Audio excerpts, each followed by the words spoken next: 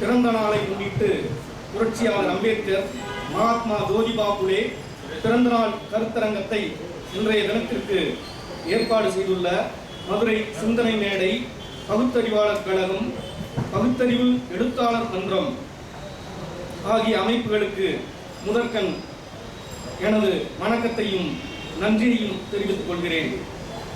இந்த நிகழ்வில் அருமையான ஒரு தலைமை உரை ஆற்றிய உளவியல் வல்லுநர் ஜே. வெண்ணிலா அவர்களுக்கு எனது வணக்கத்தை தெரிவித்துக் கொள்கிறேன். இந்த நிகழ்வில் வரவேற்புரையாற்றிய ரா. அழகுபாண்டி திராவிடக் கழக தோழர் அவர்களுக்கும், நிகழ்வை சிறப்பாக ஒருங்கிணைத்து கொண்டிருக்கும் சுப முருகானந்தம் பகுத்தறிவாளர் எழுத்தாளர் மன்றத்தின் மாநில செயலாளர் அவர்களுக்கும், தொடக்க உரை நல்கிய சி. மகேந்திரன் பகுத்தறிவாளர் கழக மாநில அமைப்பாளர் அவர்களுக்கும், இதற்கு முன்பாக மகாத்மா ஜோதிபா பூலேவின் சமூக புரட்சி என்கிற பொறுமையில் மிக சிறந்த ஒரு உரையை ஆற்றி அமர்ந்திருக்கும் முனைவர் வ. நேரு அவர்களுக்கும் எனது பணிவார்ந்த வணக்கத்தை தெரிவித்துக் கொள்கிறேன். தொடர்ந்து உரையின் சிறப்புகள் குறித்து உரையாற்ற உள்ள பகுத்தறிவாளர் கழக மாவட்ட தலைவர் ஆ. முருகானந்தம் அவர்களுக்கும், அதேபோன்று மாவட்ட தலைவர் பகுத்தறிவாளர் எழுத்தாளர் மன்றத்தின் மாவட்ட தலைவர் ச. பால்ராஜ் அவர்களுக்கும், வீர பழனிவேல்ராஜன் பகுத்தறிவாளர் கழக மாவட்ட செயலாளர் அவர்களுக்கும், பகுத்தறிவாளர் எழுத்தாளர் மன்றத்தின் செயலாளர் நா. மணிகண்டன் அவர்களுக்கும், நிகழ்ச்சியை சிறந்த முறையில் ஒருங்கிணைத்துள்ள தலைமை செயற்குழு உறுப்பினர், திராவிடர் கழகத்தின் தலைமை செயற்குழு உறுப்பினர் வே. செல்வம் அவர்களுக்கும், மாவட்ட செயலாளர் ராணி சுரேஷ் அவர்களுக்கும், நிறைவாக நன்றியுரை நல்க இருக்கிற அன்பிற்குரிய சகோதரர் சி. தேவராஜ பாண்டியன் அவர்களுக்கும் மற்றும் இந்த கூட்டத்திலே பங்கேற்றுள்ள உங்கள் அத்துணை பேருக்கும் எனது வணக்கத்தை தெரிவித்துக் கொள்கிறேன். கற்பி ஒன்று சேர் கிளர்ச்சி செய் என்றார் அம்பேத்கர். கற்பி ஒன்று சேர் கிளர்ச்சி செய் என்கிற அம்பேத்கரின் கூற்றை இன்றைக்கு திராவிட மாடல் அரசு சரியாக வழிநடத்தி செல்கிறது. ஏனென்றால் இந்தியாவிலேயே அதிகமான நூலகங்கள் உள்ள மாநிலம் தமிழ்நாடு. கிட்டத்தட்ட 4500க்கும் மேற்பட்ட நூலகங்கள் தமிழ்நாட்டில் தான் உள்ளன. உயரமான செய்தி என்னவென்றால், இந்தியாவிலே மிக குறைந்த நூலகம் உள்ள மாநிலம் அம்பேத்கர் பிறந்த மகாராஷ்டிரா. ஆனால் கிட்டத்தட்ட முத்தமிழறிஞர் கலைஞர் முதல்வராக பொறுப்பேற்ற காலம் தொட்டே அம்பேத்கரையும் அவர்தம் கொள்கைகளையும் திராவிட இயக்கம் தொடர்ந்து செயல்படுத்தி வருகிறது. 1972 வியாசர்பாடியில் அம்பேத்கர் கலைக்கல்லூரியை கலைஞர் நிறுவினார். அதே போல மயிலாப்பூரில் ஆமிர்டன் பாலத்திற்கு அம்பேத்கர் பாலம் என்று பெயர் சூட்டினார். 1991ஆம் ஆண்டு அம்பேத்கரின் நூற்றாண்டை ஓராண்டு காலம் தமிழ்நாடு அரசு கொண்டாடியது. அந்த நிகழ்வை ஓராண்டு காலம் நடத்தியவர் முத்தமிழறிஞர் கலைஞர் என்பது குறிப்பிடத்தக்கது. அது மட்டுமல்ல, அம்பேத்கர் சட்ட பல்கலைக்கழகத்தை நிறுவியவர் கலைஞர். அதே போல சேலம் பெரியார் பல்கலைக்கழகத்தில் அம்பேத்கர் பெயரில் அறக்கட்டளையை நிறுவி அந்த அறக்கட்டளை வழியாக மாணவர்களுக்கு கல்வி உதவித்தொகை இன்றளவும் வழங்கப்பட்டு வருகிறது. அந்த அறக்கட்டளை நிறுவியவர் முத்தமிழறிஞர் கலைஞர். அது மட்டுமல்ல, சென்னை ராஜா அண்ணாமலைபுரத்தில் அம்பேத்கர் பெயரில் அம்பேத்கர் மணிமண்டபத்தை முத்தமிழறிஞர் கலைஞர் உருவாக்கியுள்ளார். தொடர்ந்து கலைஞரின் முன்முயற்சியால் ஆண்டுதோறும் அம்பேத்கர் விருது இன்றளவும் வழங்கப்பட்டு வருகிறது. அதனை திராவிட மாடல் அரசு இன்றளவும் செய்து வருகிறது என்பது குறிப்பிடத்தக்கது. இப்படி திராவிட மாடல் அரசு அம்பேத்கரின் கொள்கைகளை, அவரின் செயல்கள், அவர் கண்ட கனவுகளை நிறைவேற்றி வருகிறது. அம்பேத்கர் தனது அமைச்சர் பதவியை ராஜினாமா செய்தார். அதற்கு காரணம் என்னவென்று தெரியுமா? இந்து திருமண சட்டத்தை நிறைவேற்றவில்லை. இந்து சட்டத்தை நிறைவேற்ற முடியவில்லை, நேருவின் அரசாங்கம் நிறைவேற்றவில்லை என்கிற ஒரே காரணத்திற்காக தனது அமைச்சர் பதவியை ராஜினாமா செய்தார். ஆனால் அறிஞர் அண்ணா முதல்வராக பொறுப்பேற்றவுடன் அம்பேத்கரின் இந்து திருமண சட்டத்தில் உள்ள விதவைகள் மறுமணம், சுயமரியாதை திருமணம் உள்ளிட்ட சட்டங்களை நிறைவேற்றினார் என்பது குறிப்பிடத்தக்கது. யார் இந்த அம்பேத்கர்? அம்பேத்கருடைய வாழ்க்கையை, அவருடைய குழந்தை பருவம், அவருடைய கல்வி, வெளிநாட்டில் அவர் சென்று கல்வி கற்ற காலம், அவர் கல்வி கற்ற பிறகு இந்தியாவில் வந்து அவர் ஆற்றிய பணிகள், இந்திய அரசியல் அமைப்பில் அவர் நிகழ்த்திய சாதனைகள் என்று பல்வேறு கூறுகளாக நாம் பார்க்க முடியும். அம்பேத்கரை போன்ற ஒரு ஆளுமை கற்பனை கூட செய்ய முடியாத அளவுக்கு அறிவு கூர்மை வாய்ந்தவர். நவீன தமிழ்நாட்டின் சிற்பி பேரறிஞர் அண்ணா என்றால் நவீன இந்தியாவின் ஆன்மா அறிஞர் அம்பேத்கர், புரட்சியாளர் அம்பேத்கர் என்பது தவிர்க்க இயலாத உண்மை.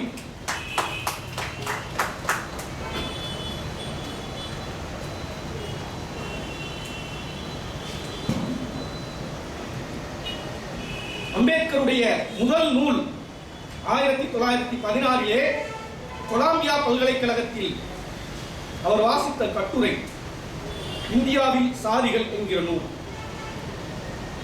இந்த நூல் ஒரு மானுடவியல் நோக்கில் சாதியத்தை ஆராய்ச்சி செய்த நூல் என்பது குறிப்பிடத்தக்கது. இந்த சாதி என்கிற அமைப்பை குறித்த மிக முக்கியமான ஆய்வு நூல். இந்த சாதி என்கிற அமைப்பு அகமன முறையினால் வலிமையாக கட்டமைக்கப்பட்டிருக்கிறது. அகமன முறையை ஒழித்தால் ஒழிய சாதியை ஒழிக்க முடியாது என்கிற விடயத்தை முன்வைக்கிறார். அதே போல இந்த சாதி அமைப்பு இறுக்கமாக இருப்பதற்கு காரணம் போலச் செய்தல் என்கிற ஒரு பண்பாடு என்பதை தம்முடைய ஆய்வு மூலம் அம்பேத்கர் முன்வைக்கிறார். பிராமணர்கள் என்ன செய்யறாங்க? பிராமணர்கள் தங்களுடைய சமூகத்தை உட்டாளிட்டுக் கொண்டிருக்கிறார்கள். வேறு சமூகத்தோடு கலப்பு என்பதை தடை செய்து விட்டார்கள். அவர்கள் தாளிட்டுக் கொண்டு விட்டார்கள். முதல்ல இங்க வர்றப்ப பிராமணர்கள் வரும் பொழுது பெண்கள் தான் வரல என்பதை போன்றுதான் குறிப்புகள் வருது. கைபர், கோலம், கணவாய் வழியாக வந்த ஆரியர்கள் வெறும் ஆண்கள் மட்டும்தான். இங்கு உள்ள பெண்களை மனம் முடித்தவர்கள் இந்த சமுதாயத்தில் தங்களுடைய நிலையை நிலைப்படுத்திக் கொள்ள என்ன செய்யறாங்க? எப்படி நீங்க பூரா ஏமாத்துறது முடிவெடுக்கிறாங்க. திருமணம் முடித்தவுடன் அவர்கள் வரும் பொழுது அவர்கள் மாட்டிறைச்சி, அனைத்து குதிரை இறைச்சி முதற்கொண்டு உண்கிறார்கள். பிறகு மாட்டிறைச்சி உண்பதை நிறுத்திடுறாங்க. அப்பொழுது மாட்டிறைச்சி உண்பவர்களை தீண்டத்தகாதவர்கள் என்று ஒதுக்குறாங்க. ஆக இந்த பிராமண சமூகம் முதலில் தன்னை கதவடைப்பு செய்து கொண்டது. அதனை பார்த்த இங்கு உள்ளவர்கள் அவர்களும் என்ன செய்யறாங்க? இந்த அகமன முறை என்பது என்கிற அந்த ஒரு கூரை பின்பற்றுகிறார்கள். பிராமணர்களை பார்த்து போல செய்கிறார்கள் என்கிற அந்த கருத்தை அம்பேத்கர் தம்முடைய அந்த ஆய்வு கட்டுரையில் முன்வைக்கிறார். அதே காலகட்டத்திலே அம்பேத்கருடைய சுயசரிதை ஒரு விசாவுக்காக காத்திருத்தல், இந்திய சாதி அமைப்பு எவ்வளவு கொடுங்கோன்மையானது என்பதை முடிவுறாத சுயசரிதை, அம்பேத்கர் எழுதிய முடிவுறாத சுயசரிதை நூல் இது. ஒரு 5 அத்தியாயங்கள் கொண்ட நூல். ஒரு தீண்டத்தகாதவன் இந்துவின் பார்வையில் தீண்டத்தகாதவன் தான். ஒரு தீண்டத்தகாதவன் இஸ்லாமியர்களின் பார்வையிலும் தீண்டத்தகாதவன் தான். ஒரு தீண்டத்தகாதவன் கிறிஸ்தவர்களின் பார்வையிலும் தீண்டத்தகாதவன் தான். ஒரு தீண்டத்தகாதவன் சௌராஷ்டிரா அந்த பனியா சமூகம் அவர்கள் பார்வையிலும் தீண்டத்தகாதவன் தான் என்று தனக்கு நேர்ந்த அனுபவம், இப்படி இந்த இந்திய சமூகத்தினால் தனக்கு நேர்ந்த தீண்டாமை கொடுமையை ஏழை, தண்ணி கொடுக்க மாட்டாங்க. ஒரு இடத்துல வந்துட்டு இவர் உயர் சாதி என்று சொல்லி வீடு எடுத்து தங்கிடுவார். அவர் தாழ்த்தப்பட்டவர் என்று தெரிந்தவுடன் அந்த சமூகம் இவ்வளவுக்கும் ஒரு நீதிமன்றத்தில் வழக்கறிஞராக பணிபுரிகிறார். அவரை அடிக்கிறதுக்கு ஊரே திரண்டும், அந்த சாதி கூட்டமே திரண்டும். முதலாக பரோடா அரசாங்கத்தில் ராணுவத்துறை செயலாளராக பதவியேற்கிறார். அங்க உள்ள யாரும் அவரை மதிக்கல, குடிக்க தண்ணீர் கூட கொடுக்கல. இந்த பானையில், இந்த குவளையில் நீ தண்ணீர் அருந்தக்கூடாது என்று தடை செய்கிறார்கள். அப்ப இந்த இந்திய சமூக அமைப்பு எவ்வளவு தூரம் இந்த சாதி என்கிற விஷமத்தால் பீடிக்கப்பட்டிருக்கிறது என்பதை தொடர்ந்து வாட்ச் பண்றார், தொடர்ந்து படிக்கிறார். அவருக்கு கிடைத்த உலக ஞானம், கொலம்பியா பல்கலைக்கழகத்திலே படிக்கிறார், அமெரிக்காவில். லண்டனுக்கு சென்று கல்வி கற்கிறார். குறிப்பாக ஒன்றை சொல்லிக் கொள்கிறேன். அம்பேத்கர் இந்திய அரசியல் அமைப்பு சாசனத்தை இயற்றியவர், விரிவாக இயற்றியவர். 2 ஆண்டுகள் 11 மாதங்கள் 18 நாட்கள் உழைத்தவர். அவருக்கு யாரும் ஒத்துழைக்கவில்லை. ஏனென்றால் அவர் கூட போட்டிருந்த அந்த ஆட்கள்லாம் உயர் சாதியினர். எழுத அப்ப கேட்கிறாங்க, ஏன் இவ்வளவு விரிவான விளக்கமான பெரிய, உலகத்திலேயே மிக பெரிய ஜனநாயக நாடு இந்தியா என்றாலும் உலகத்திலேயே மிகப்பெரிய அரசியல் அமைப்பு சட்டத்தை கொண்ட நாடும் இந்திய நாடுதான். அந்த அரசியல் அமைப்பு சாசனத்தை உருவாக்கியவர் அண்ணல் அம்பேத்கர். கேட்கிறாங்க, ஏன் இவ்வளவு பெருசா? அப்பயே சொல்றாரு, இவ்வளவு பெருசா எழுதினாத்தான் சரியா இருக்கும், சுருக்கமாக எழுதினா ஈஸியா என்ன பண்ணிடுவாங்க, காரி பண்ணிடுவாங்க. இன்றைக்கும் இந்தியாவை, இந்திய நாட்டை ஆள்வது இந்திய அரசியலமைப்பு சாசனம் தான். சமீபத்தில் கூட திராவிட மாடல் அரசு இந்திய மாநிலங்களின் முன்மாதிரியான ஒரு தீர்ப்பை பெற்றுள்ளது. 10 மசோதாக்களை உச்ச நீதிமன்றம் அப்ரூவ் பண்ணிடுச்சு, அமல்படுத்திடுச்சு, ஏத்துக்கிடுச்சு. அப்பொழுது அந்த தீர்ப்பிலே கூட அம்பேத்கரின் வரியைத்தான் சுட்டிக்காட்டுகிறார்கள் அந்த நீதிபதிகள். ஏதோ அம்பேத்கர் அந்த நீதித்துறை குறித்தும் மிக நுட்பமான கருத்தை வைத்திருக்கிறார். நீதிமன்றங்களுக்கு உரிய அதிகாரத்தை வரையறுத்திருக்கிறார். ஆக இந்த அரசியல் அமைப்பு சட்டத்தை பயன்படுத்துவது ஆளும் நபர்களின் குணத்தை பொறுத்து என்கிற அம்பேத்கரின் வரிகள் கோடிட்டு காட்டப்படுகின்றன. ஒரு ஆளுநர் அவருடைய அதிகாரம் என்னவென்றே தெரியாமல் ஒரு பாசிச சிந்தனையில், ஒரு சனாதன சிந்தனையில், ஒரு RSS படை வீரராக, ஏவலாளியாக தமிழ்நாட்டில் செயல்பட்டுக் கொண்டிருக்கிறார். குறிப்பாக தன்மானம் மிக்க ஒரு நபர்,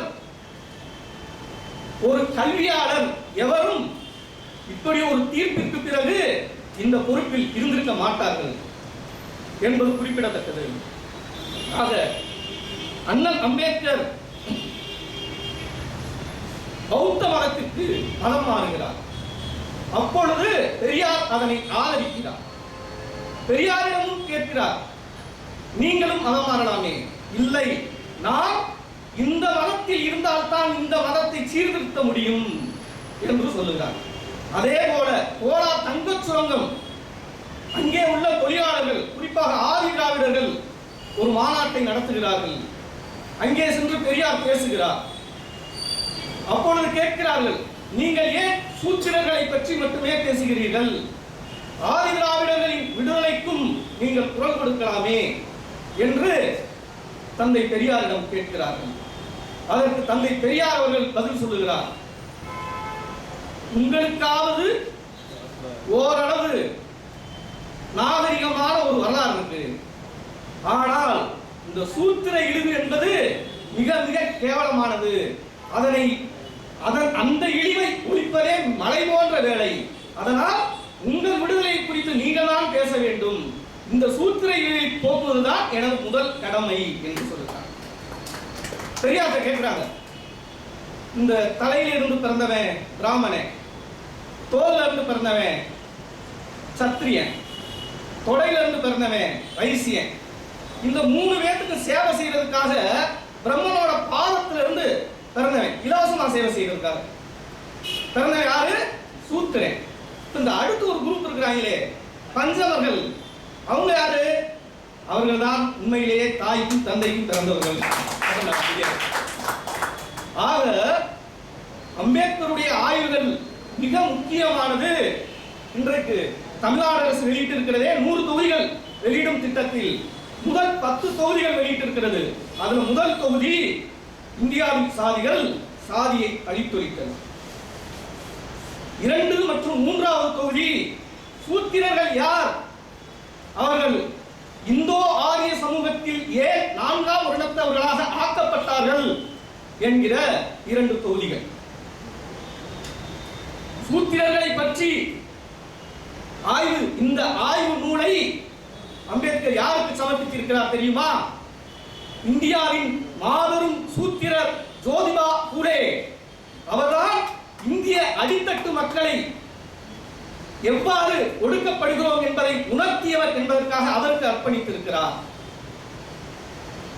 ஆக சத்திரியர்கள், இந்தியாவில் இருந்த சத்திரியர்கள் திராவிட இனத்தைச் சேர்ந்தவர்கள், இவர்கள் அனைவரும் சூத்திரர்களாக வழிந்து ஆக்கப்பட்டனர். மனு தர்ம சாஸ்திரத்திலேயே எழுதியிருக்கிறான். என்ன எழுதியிருக்கிறான்? ஔந்திரம், திராவிடம், இந்த பகுதிகளில் வாழும் பிராமணர்களுக்கு கட்டுப்படாத அரசர்கள் அனைவரும் சூத்திரர்களே அப்படின்னு எழுதியிருக்கிறார். இந்த உண்மையை எடுத்துக்காட்டி சொல்லுகிறார். சூத்திரர்களுக்கான ஒரு கௌரவமான வரலாற்றை உருவாக்கியவர் அண்ணல் அம்பேத்கர். தீண்டப்படாதவர்களை பற்றி எழுதுகிறார். அவர்கள் ஏன் தீண்டப்படாதவர்களாக ஆக்கப்பட்டார்கள் என்று. அவர்கள் சாதி அற்றவர்கள். இந்த வருண அமைப்பிற்குள் அவர்களுக்கு இடமில்லை. இந்த வருண அமைப்பிற்குள் இருக்கிறவங்க எல்லாம் பிராமண, வைசியன், சூத்திரன் எல்லாம். ஆக ஏன் இவர்கள் சாதியற்றவர்கள் ஆக்கப்பட்டார்கள்? ஏனென்றால் அவர்கள் வருண அமைப்பை ஏற்றுக்கொள்ளவில்லை, சாதி அமைப்பை ஏற்றுக்கொள்ளவில்லை. யார் அவர்கள்? அவர்கள்தான் நாவர்கள், அவர்கள்தான் பௌத்தர்கள், அவர்கள்தான் திராவிடர்கள் என்ற கருத்தை அண்ணல் அம்பேத்கர் பதிவு செய்கிறார். ஆக இந்த தென்னிந்திய, தென் திராவிட பகுதி, இந்த திராவிட பகுதி தான் உண்மையிலேயே பிராமண சமுதாயத்தை, பிராமணியத்தை, வருண கோட்பாட்டை தொடர்ந்து எதிர்த்த போராளி மரபினர் என்கிற கருத்தையும் அம்பேத்கர் வலிமையாக பதிவு செய்கிறார். அடுத்ததாக சாதியை அழித்தொழித்தல். 1936ஆம் ஆண்டு இந்த நூலை எழுதுகிறார். ஜகத் தொடக் மண்டல் என்கிற ஒரு மாநாட்டில், ஒரு பிற்படுத்தப்பட்டோர் அமைப்பு நடத்தக்கூடிய மாநாட்டிற்காக இந்த நூல் தயாரிக்கப்படுகிறது. அந்த நூலோட முன்னுரையிலே எழுதுகிறார், இந்த கட்டுரையை நீங்கள் வாசிக்க அனுமதிப்பீர்களா என்பது ஐயப்பாடே அப்படிங்கிற அந்த அவரோட சந்தேகத்தை முன்வைக்கிறார். அதே மாதிரி அந்த மாநாடு நடைபெறல. இவர் பிறகு அந்த நூலை வெளியிடுகிறார். சாதியை அழித்தொழித்தல் என்கிற நூல் இந்த தொகுப்பிலே முதல், இந்த தமிழ்நாடு அரசும் தமிழ் வளர்ச்சித்துறை NCBH வெளியிட்டிருக்கிற இந்த 10 தொகுதிகளில் முதலாவதாக உள்ள தொகுதியில் 2வது பாகம், முதல் தொகுப்பில் 2வது பாகம் சாதியை அழித்தொழித்தல். இந்த நூலை அம்பேத்கர் வெளியிட்டவுடன் தமிழில் முதலாக வெளியிட்டவர் தந்தை பெரியார். தொடர்ந்து அம்பேத்கரோடு இணைந்து பயணித்தவர். அம்பேத்கருக்கும் பெரியாருக்கும் முரண்பாடுகள் இருப்பதை போன்ற இடைக்காலங்களில், குறிப்பாக அம்பேத்கர் 100ஆண்டு கொண்டாடப்பட்ட பிறகு உருவான தலித் எழுச்சி, தலித் பேரலை, அந்த பின்னணியில் உருவான சில அறிஞர்கள் பெரியார் தாழ்த்தப்பட்டோர் விடுதலைக்காக எதுவுமே செய்யவில்லை என்பது போலவும் அம்பேத்கரையும் பெரியாரையும் எதிரெதிர் பிம்பங்களாகவும் முன்னிறுத்தினர். அதில் எந்த உண்மையும் இல்லை. முதலாக மனு தர்ம சாஸ்திரத்தை எரித்தவர் அம்பேத்கர். தமிழ்நாட்டிலையும் பெரியார் மனு தர்ம சாஸ்திரத்தை எரிக்கிறார். அது மட்டுமல்ல, அரசியல் அமைப்பு சாசனத்தை இயற்றிய அம்பேத்கர் அதனை எரிக்கக்கூடிய முதல் ஆளாக நான் தான் இருப்பேன். தந்தை பெரியார் எரிச்ச. ஆக காலனியத்தின் அந்த பிரிட்டிஷ் அரசின் மீது ரெண்டு பேரும் ஒத்த கருத்துடையவர்களாக இருந்தார்கள். தந்தை பெரியாருக்கும் அண்ணல் அம்பேத்கருக்கும். பெரியார் சொன்னாரு, இங்கே உள்ள சனாதானிகளிடம் அதிகாரம் வருவதை விட பிரிட்டிஷ்காரன்ட்டே இருக்கட்டும், அது இருந்தாலும் இந்த சாதி கொடுமையாக கொஞ்சம் தீர்வு இருக்கும் அப்படின்னு. அம்பேத்கரிடம் அதே நிலைப்பாடுதான் இருந்தது. ஒரு காலனிய கால இந்திய அரசியலில் ஒரு வலிமையான ஆளுமை அம்பேத்கர். அவர் சொல்றார், மானமுள்ள தீண்டத்தகாதவன் எவனும் தன்னை இந்தியன் என்று சொல்லிக் கொள்வதில் பெருமை அடைய முடியாது. சுயமரியாதை உள்ள எந்த தீண்டத்தகாதவனும் தன்னை இந்தியன் என்று அழைத்துக் கொள்ள முடியாதுங்கிறார். இது இந்தியா அல்ல, நாங்கள் இந்தியர்கள் அல்ல. ஏனென்றால் நாங்கள் இந்தியாவுக்கு வெளியில தான் இருக்கிறோம். குளத்துல தண்ணி குடிக்க விட மாட்டேங்கிற, தொட்டால் தீட்டுங்கிற, கழுத்துல களையத்தை கட்டி கொண்டு போன காலங்கள் எல்லாம் உண்டு. குறிப்பாக இந்தியா முழுக்க நிலவிய அந்த சாதி அமைப்பின் கொடுமைகளை விரிவாக ஆராய்ந்தவர் அம்பேத்கர். வரலாறு எழுதியல் அதுல சில போக்குகள் உண்டு. தேசிய வரலாறு எழுதியல் அப்படின்னா என்ன அப்படின்னா, இந்த காங்கிரஸ் தேச தலைவர்கள் இவர்களுடைய போராட்டத்தின் விளைவாக இந்தியாவிற்கு சுதந்திரம் கிடைத்தது. அடுத்து மாற்றாக காலனிய வரலாறு எழுதியல். அது என்ன என்றால், காலனியர்கள் வந்த பிறகுதான் இங்கே உள்ள மக்களுக்கு கல்வி கிடைத்தது, சுகாதாரமாக இருந்தார்கள். ஆக அவர்கள் இங்கே உள்ள அடித்தள மக்களுக்கு ஓரளவு முன்னேற்றத்துக்கு வழிவகை செய்திருக்கின்றனர். அடுத்ததாக இந்த பொதுவுடைமை வரலாறு எழுதியல் கம்யூனிசத்தின் பார்வை. அவர்கள் உற்பத்தி உறவுகளைத்தான் பார்ப்பார்கள். உற்பத்தி உறவுகள், முதலாளித்துவ சமூகம், நிலப்பிரபுத்துவ சமூகம், ஆண்டாள் அடிமை சமூகம், இப்படி அவர் அதுவும் கூட அதிகாரத்தின் வரலாறாகவே அமையும். அடுத்து ஒரு குரூப் வந்தாங்க 1980களில். மார்க்சிய லெனினிய பார்வையில் இந்திய வரலாற்றை அணுகிய ரணஜித் குகாவும் அவருடைய குழுவினரும் அவர்கள் ஒரு கருத்தாக்கத்தை முன்வைத்தனர், அடித்தள மக்கள் வரலாறு எழுதியல் என்று. அடித்தள மக்கள் தான் வரலாற்றை உருவாக்குகிறார்கள், அவர்கள்தான் வரலாற்றின் நாயகர்கள் அப்படின்னு தெபாகா எழுச்சி, மாப்ளா கிளர்ச்சி, இப்படிப்பட்ட போராட்டங்களுக்கெல்லாம் முக்கியத்துவம் கொடுத்தனர். காந்தியின் போராட்டம் குறிப்பாக அகிம்சை ரீதியிலே தொடங்கி காந்தியோட கட்டுப்பாட்டை எல்லாம் மீறி வன்முறையாக முடிந்த போராட்டங்கள். இந்த போராட்டங்களை எல்லாம் அவங்க எடுத்துக்கிட்டாங்க. அவர்கள் என்ன செஞ்சாங்க தெரியுமா? அம்பேத்கரை பத்தி வாயே திறக்கல. அவர்கள் இத்தகைய ஆய்வு முறைக்கு யாரை துணை கொண்டார்கள் என்றால், இத்தாலியின் கம்யூனிஸ்ட் கட்சி மாபெரும் தலைவரான அன்டனியோ கிராம்சி அவருடைய சவால்டன் என்கிற கருத்தாக்கத்தை எடுத்துக்கொண்டு இத்தகைய ஆய்வுகளை முன்னிறுத்துகிறார்கள். ஆனால் அதே காலகட்டத்தில் இந்தியாவின் சாதி அமைப்பை, வன்முறைகளை, கலகங்களை, ஒடுக்குமுறைகளை விலாவாரியாக பக்கம் பக்கமாக எழுதிய அம்பேத்கரை பற்றி மூச்சு கூட விடல. ராமநாதபுரத்திலே நடக்கக்கூடிய பிரச்சனை, கிணத்துல தண்ணி எடுக்க விட மாட்டேங்கிறா, அந்த பிரச்சனையை பற்றி பதிவு செய்கிறார். திருநெல்வேலியிலே குதிரைவண்ணார் என்கிற ஒரு சமூகம் காணத்தகாதவர்களாக இருக்கிறார்கள் என்று பதிவு செய்கிறார். கீழவளவு மேலவளவிலே நடக்கக்கூடிய தீண்டாமை கொடுமைகளை அம்பேத்கர் எழுதுகிறார். அப்ப இத்தகைய ஒரு பரவலான கவனத்தை அடித்தள மக்கள் மீது செலுத்திய ஒரு ஆளுமை அம்பேத்கர். ஆனால் அடித்தள மக்கள் ஆய்வினர் அம்பேத்கரை நிராகரித்தனர். கிராம்சியின் ஆய்வுகளும் அம்பேத்கரின் ஆய்வுகளும் உறவுடையன. ஏனென்றால் அடித்தள மக்கள் பண்பாட்டில் சாதி அரசியல் என்கிற பொருளில் ஆராய்ச்சி செய்ததால் இத்தகைய கருத்துக்களை என்னால் உள்வாங்க முடிந்தது. குறிப்பாக தமிழ்நாட்டிற்கு வரும்போதெல்லாம் பெரியாரை சந்திக்காமல் அம்பேத்கர் சென்றதில்லை.